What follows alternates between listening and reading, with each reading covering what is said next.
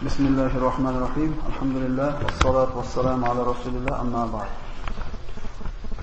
Zayd ibn al-Harisa roziyallohu anhu Suda binti Salaba o'zini Man qabilasidan bo'lgan qarindoshlarini ziyorat qilish uchun o'zini yerini tark qilar ekan, o'zi bilan birga yoshgina Zayd ibn Harisa al-Kabi kichkina o'g'lini yetalib safarga chiqdi. Bular ana shu qasd qilgan qabilani yerga yetgunga qadar yo'lda ularga Al-Qayn degan qabilaning odamlari hujum qildi. Ular bilan jang bo'ldi, safarda bo'lgan odamlar bilan va ularda asir yoki cho'ri qilib olib ketishdi. Ushlanib asir qilib olib ketganlarning ichida ana shu 8 yasharlik Zayd ibn Harisa ham bor edi. Uni olib borishdi va arablar Shahrul Harom bo'lgan oylarda yig'ilib o'tkaziladigan katta ukkoz bozoriga olib borib Hakim ibn Hizom Xuvaylid ismli kishiga 400 dinar dirhamga sotib yuborishdi. Ozod tug'ilgan yosh yigitcha qulga aylandi. Hakim ibn Hizom uni Makka ga olib bordi va o'ziga boshqa unga qo'shimcha boshqa bir yosh bolalarni oldida qul qilib ularni sotib olib bordi. Hakim ibn Hizomni xolasi bo'lgan yoki opasi deydigan opasi Hadija binti Xuvaylid roziyallohu anha payg'ambar sollallohu alayhi vasallam ayollari uni ziyoratiga borganida, "Ey xolam, ey opa" dedi, "Men ukkoz bozordan bir qancha qul bolalarni sotib olib keldim. Ko'ring, yoqtirganingizni sizga hadya qilaman. Sizni qulingiz, sizni xizmatchingiz bo'lsin."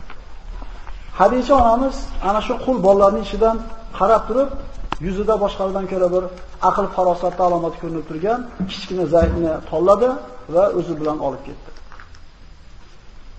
Shu suratda Hadija onamizning qo'liga Zayd ibn Harisa qul bo'lib o'tib qoldi. Rasululloh sollallohu alayhi vasallam bilan Hadija onamiz turmush qurganlaridan keyin Rasululloh bo'lgan muhabbati ziyoda bo'ldi va Rasulullohning bir ko'nglini ovlashlik uchun, u zotni bir hadya qilishlik uchun o'zida bor narsalarni bir qator ko'zdan kechirdi va o'zida bor bo'lgan narsalarning eng yaxshisi mana shu Zayd ibn Harisa ekanligini topdi-da, Rasululloh sollallohu alayhi vasallamni xizmatiga soldi va Rasulullohga Zaydni hadya qildi. Shunday qilib Muhammad ibn Abdullohga Zayd ibn Harisa qul xizmatchi bo'ldi. Zayd ibn Harisa mana bilamiz Rasululloh sollallohu alayhi vasallam payg'ambar bo'lgunga qadar ham go'zal axloq, go'zal bir shamoil egasi bo'lgan. Shu sababdan u zot payg'ambar bo'lmasdan turib o'zini qavmida Muhammad Sodiq, Muhammad Amin degan laqablar olgan edi. Ishonchli Muhammad, rozgo'y Muhammad. Rasulullohning axloqi nihoyatda go'zal bo'lgan. Hadija onamizning quli Maysara, mana bilamiz Hadija onamiz juda katta bir boy ayol bo'lgan. Qo'lidagi tijorat mollarini yoki pulini ishonchli bo'lgan Qurayshda ko'zga ko'ringan, ishonchli bo'lgan odamlarga bir qismini berardi-da, sherlikka, muzorabaga pul berardi. Rasulullohga turmushga chiqqunga qadar ham payg'ambarimizni go'zal axloq, omonatdorligini eshitgandan keyin o'zining pulidan bir qismini Rasulullohga berdi va Shomga safarga jo'natdi.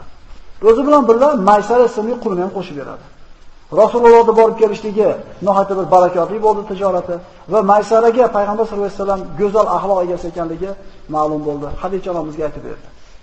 Ana shu go'zal axloqni Zayd ibn Harisa ham ko'rdi va payg'ambarimizga muhabbatda qattiq bo'ldi. Zayd Muhammad alayhisalom hali payg'ambar bo'lmasdan turib, u zotning qo'lida xizmatda turar ekan, ota-onasi Zaydning ota-onasi nihoyatda bir g'amda, qayg'uda edi. Otasi Harisa juda ko'p qidirishlikka vaqtini va molini sarf qildi. Ularning qabilasiga kelgan har bir yo'lovchidan yoki savdo karvonlaridan o'zini o'g'li haqida so'rar edi, lekin hech bir darakni topa olmadi. Na tirigini, na o'ligini. Zayd ibn Harisa payg'ambar sollallohu alayhi vasallam xizmat qilib Makka da yurar ekan, haj mavsumida Zaydning qabiladoshlari haj qilgani kelishdi Makkaga. Ka'bani tavof qilayotgan paytda Zayd ibn Harisa bilan yuz-yuz to'qnashib qoldi. Bir-bilan tanishdi, bir-biridan hol-ahvol so'radi va Zaydning Makkada qul ekanligidan xabar topgan qabiladoshlari ana shu o'zini Zaydning qabilasiga bordi, otasiga xabar yetkazishdi. Zaydning otasi Harisa o'zini akasi Ka'bni yetaladi-da, shoshilganicha uxlab-uxlamasdan Makka ga yetib kelishdi. So'rashdi, surishtirishdi, Rasululloh sollallohu alayhi vasallamga topishib aytdiki: "Ey Abdul Muttolibning zurriyoti, sizlar Allohning qo'shnisisizlar. Sizlar bechoralarga yordam berasizlar, ochlarga taom berasizlar, mashaqqatga tushganlarga ko'mak ko'rsatasizlar. Bizni ham mashaqqatimizda bizga ko'mak ko'rsating ey Muhammad" dedi. Bizni qo'limizni o'zimizga qaytarib bering, aytgan dunyoyingizni, aytgan moli dunyoni qo'lingizga beraylik dedi. Shunda Rasululloh sollallohu alayhi vasallam: "Kim o'g'linglar?" dedi. Ular aytdi: "Zayd ibn Horisa" dedi. "U qul emas, u ozod edi. Mana shunday ishlardan qul bo'lib sotilib ketgan" dedi. Rasululloh qaytarib bermasligini aytdi. Ya'ni sotmayman dedi. Ya'ni sotib olaylik deyapti bolasini. Sotmayman dedi. Yalinishadi, Rasululloh aytadi: "Shu sotishlikdan ko'ra yaxshiroq narsani taklif qilaymi" dedi. "Ha" dedi. "Zaydni chaqiramiz" dedi. "Ixtiyorni o'ziga beramiz" dedi. "Xohlasa sizlar bilan ketadi, xohlasa men bilan qoladi." Insofni cho'qqisini ko'rsatingiz ey Muhammad dedi. "Rozimiz" dedi. Zaydni olib kelishdi va aytishdi. Rasululloh sollallohu alayhi vasallam aytdiki: "Ey Zayd" dedi, "Bu ikki kishini taniysizmi" dedi. "Ha" dedi. "Bu otam, bu amakim" dedi. "Ey Zayd, ixtiyoringiz qo'lingizda. Xohlang amakingiz bilan otangiz bilan birga yurtizga keting, xohlang men bilan qoling." Tasavvur qilib ko'raylik. Inson nimani ixtiyor qiladi? Qulchilikdimi yoki o'zini ota-onasi bilan xur bo'lib ketishlikdimi? Rasululloh sollallohu alayhi vasallam birodarlar bizga go'zal ibrat, axloq namunasiga bo'lgan zot. U zot sallallohu alayhi vasallam mana mikriz bo'lgan bilan bo'lgan o'rtasida bo'lgan voqeani aytib o'tdik. Har bitta odamga Rasululloh sollallohu alayhi vasallam shunday bir chiroyli muomala qilardiki, har bitta odam Rasululloh meni boshqalardan ko'ra ko'proq yaxshi ko'radi degan shuur qalbiga joylanib qolardi. Amr ibn Os roziyallohu anhu Hudaybiya sulhidan keyin iymonga keldi. Rasululloh sollallohu alayhi vasallamga 13 yil Makka da dushmanlik qildi. 15 yil o'tgandan keyin islomga kirgan Amr ibn Osga payg'ambarimiz shunday bir chiroyli muomala qilardiki, islomga kelib hali 1 oy, 2 oy o'tmasdan bir qo'shinga amir qilib jo'natib yuboradi, ko'nglini kasb qilishlik uchun. Xolasi yursa, xolamasi yurmasin demagan. Har bitta odamning qalbini Rasululloh bittadan ushlab kasb qilgan. Abu Bakr, Umar oddiy askar bo'lgan qo'shinga islomga kirganiga 1 oy bo'lmagan yoki 2 oy bo'lmagan Amrni qo'mondon qilib jo'natdi. Har bitta odamga Rasululloh alohida muomala qilardi. Amr ibn Os kunlarning birida shunday erib ketdiki, Rasulullohning zo'r bo'lgan muomalasini ko'rib turib, mendaqa hech kim yaxshi ko'rmasa kerak dedi-da, "Ya Rasululloh" dedi. "Sizga eng yoqimli odam kim?" dedi. Nima hinday turibdi? "Ha, meni aytadi" dedi. Esa Oysha dedi. "Ya Rasululloh, erkaklardan aytyapman" dedi. Dedi, "Otasi" dedi. Amr fikr qildi, Abu Bakr haqli, islomga birinchi kirgan, Rasulullohning yonida turgan, safar hijrati bilan qilgan haqli. Keyinchi dedi, yana shunday turibdi. Desa, Umar dedi. Umar haqli. Rasulullohning duosi bilan islomga kirdi. Umar tufayli islomda Alloh taolo quvvatlantirdi dedi. Haqli dedi. Keyinchi dedi. Endi qilmayapti. Usmon dedi. Keyinchi Ali to'xtatib qo'ydi savol so'rashni. Chunki so'rasam deydi. Oxirida aytib qo'ymasin deb yarmida to'xtatib qo'yardi. Nimaga Amrda mana shunday bir fikr paydo bo'lyapti? Chunki Rasululloh unga muomala qilganda mendaqa hech kimni yaxshi ko'rmaydi degan narsani payg'ambar sollallohu alayhi vasallam singdira olgan. Shuning uchun Rasulullohning qalbini yoki qo'li bilan shunday ushlab kasb qilgandek edi. Zayd ibn Orasa mana shunday kasb qilingan kishilardan edi. Allohga qasam dedi. Hech qachon ota-ona menga Rasululloh Muhammad ibn Abdullohga muomala qiladi deb o'ylamayman. Men Muhammad bilan qolaman dedi. Otasi bilan amakisi bu narsani tushuna olmadi. "Ey bolam, qul bo'lishni xohlaysanmi? Ozod bo'lib ketaysan biz bilan" desa, Muhammadga hech kim menga muomala qila olmaydi dedi. Bolani Rasululloh bilan qolishligini ko'rgan Muhammad alayhisalom nima qildi? Ota-onasini, amakisini ko'ngini to'ldirish uchun yetaladi Ka'bani oldiga olib bordi. Butun arablar to'planib turganda, "Ey Quraysh" dedi. "Guvoh bo'linglar. Bugundan boshlab Zayd meni o'g'lim. Mendan nima qolsa uni merosxo'rim bo'ladi. Men uni merosxo'ri bo'laman" dedi. Ozod qildi. Shu kundan boshlab Zayd ibn Muhammadning o'g'li Zayd deyiladigan bo'ldi. Otasi va amakisi ko'ngli taskin topdi, qaytib ketdi. Mana shu ixtiyori bilan otasi, qarindoshlik oilasi bir tomonda, Muhammad alayhisalom ikkinchi tomon turganda tollab qanday narsani yutganligini hali Zayd bilmas edi. Bu nafaqat o'zini sayyid deydi bu zot. Bu zot avvalin oxirin bo'lgan. Alloh azza va jallani ikki dunyoda bir aziz qilgan Muhammad Mustafa sollallohu alayhi vasallam ikki olam sarvarini ixtiyor qilgan edi. Bu Zayd ibn Horisa hali bilmasdi nimani ixtiyor qilganini. Yer yuzini adolat bilan, nur bilan to'ldiradigan islom mamlakatini barpo qilingan bitta ustunlardan bittasi edi. Zayd ibn Horisa tirikligida jannatni o'ziga vojib qiladigan yo'lda tanlagan edi. Zayd ibn Horisa yutdi. Mana shu ixtiyorga hech qancha vaqt o'tmadi, Alloh subhanahu va taolo payg'ambar sollallohu alayhi vasallamga risolatini, vahiysini nozil qildi. Va Zayd ibn Horisa islomga kirgan birinchi erkak kishilardan bo'ldi. Rasulullohga birinchi iymon keltirgan Hadija onamiz bo'lsa, ikkinchisi Zayd ibn Horisa, tashqaridagi erkaklardan birinchisi Abu Bakr, birinchi yosh boladan Ali roziyallohu anhu bo'ldi. Demak, islomga kelgan birinchi erkaklar qatorida Zayd ibn Horisa bo'ldi. Bu shunday bir katta binoda boshlanishi edi. Bunaqa bino tarixda misli ko'rilmagan edi. Va ana shu binoda birinchi ishi Zayd ibn Horisa bo'lishi sharafini Alloh taolo berdi.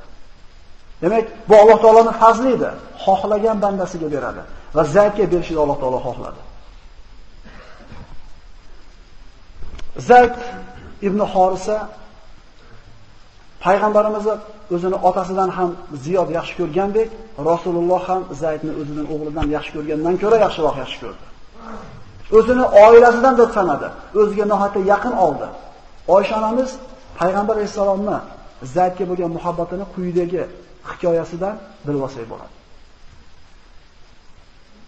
Zayd Madinadan tashqariga safar qildi. Bir necha kun yo'l bo'ldi. Va Madinaga kelib, Rasululloh sollallohu alayhi vasallam Oysha onamizning hujrasida o'tirganda eshikda taqillatib qoldi. Zaydligini eshitib Rasululloh sollallohu alayhi vasallam shu tizzasi bilan kindigiga o'ralgan holda yarim-yalang'och irg'ib turdi-da eshikni ochdi. Zaydni ko'rib unagandan quchoqlab peshonasiga o'pib bag'riga bosdi. Oysha onamiz aytadi: "Mana shundan avval ham, mana shundan keyin ham Rasulullohni bunday yarim-yalang'och holatda ko'rgan emasman." Rasululloh Zaydni haqiqiy muhabbat bilan yaxshi ko'rdi. Chunki bu shunga loyiq kishi edi.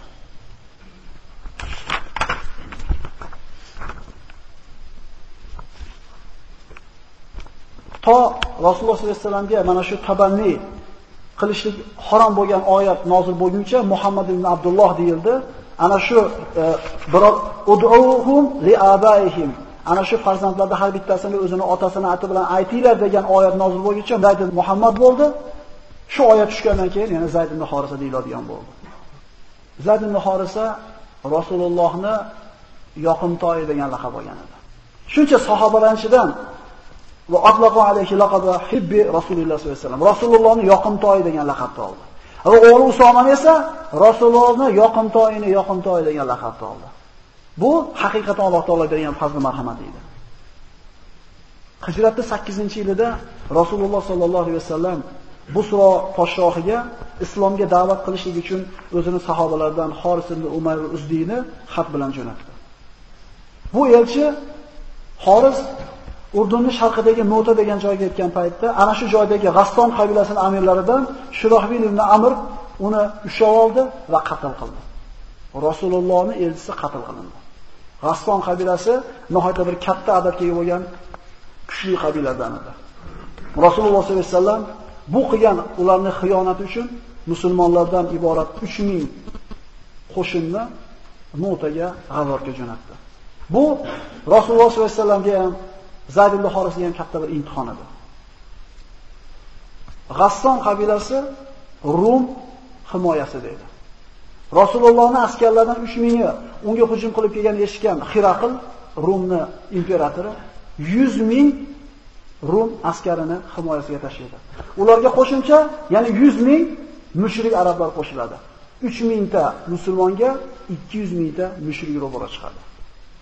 Ularga boshliq qilib Rasululloh sollallohu alayhi vasallam Zayd ibn Horisani amir qiladi. Zayd ibn Horisa Rasululloh sollallohu alayhi vasallam aytadiki, ya'ni ketayotgan ro'bara bo'ladigan dushmanning qattiqligidan payg'ambarimiz aytadi: "Agar Zayd shahid bo'lsa, Ja'far ibn Abi Talib amir bo'lsin.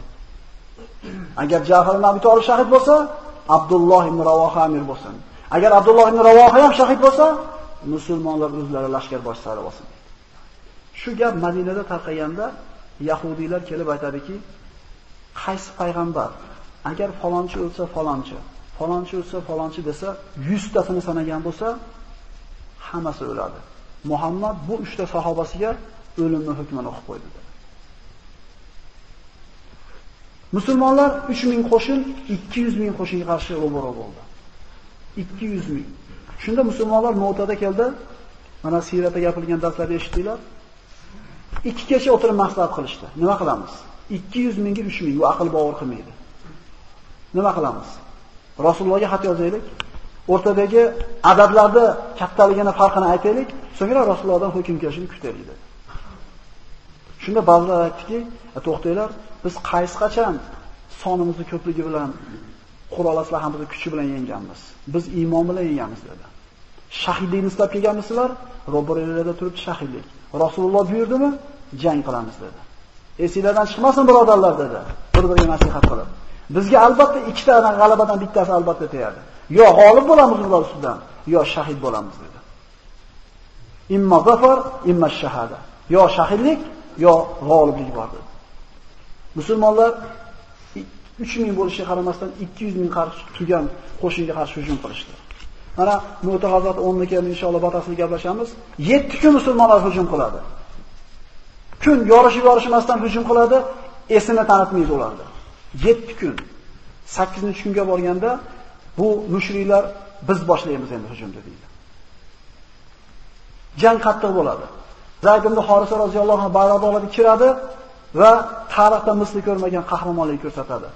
Mushriklar, bu rumliklar 3000 ta odamni 2000 ta odamga qarshi chiqishlikka yuragidagi quvvatiga qoyil qolishadi, dahshatga tushishadi. Chunki bular yengish uchun borgan emas edi, Allohning roziligi uchun borgan edi. Natijasi qiziqmas edi bularga. Alloh va Rasulining buyrug'ini bajarsa bo'ldi edi bular. Bir necha kun jang bo'ldi. Zayd ibn Horisa ana shu otda turganda, bir qo'lda bayroq bilan jang qilganda, o'nlagan balki yuzlagan kamon o'qlari, nayzalar uni yiqitdi va qoniga cho'milgan holda yiqildi. Rasululloh sollallohu alayhi vasallam shu paytda Madinada musulmonlarni yig'ib, Mo'tada bo'layotgan narsani to'g'ridan-to'g'ri hikoya qilib berib turar edi. Zayd shahid bo'ldi. Bayroqni Ja'far ibn Abi Talib oldi dedi. Rasululloh Madinada gapirib berib turdi to'g'ridan-to'g'ri, xuddi ko'rib turgandek. Ja'far ibn Abi Talib oldi bayroqni.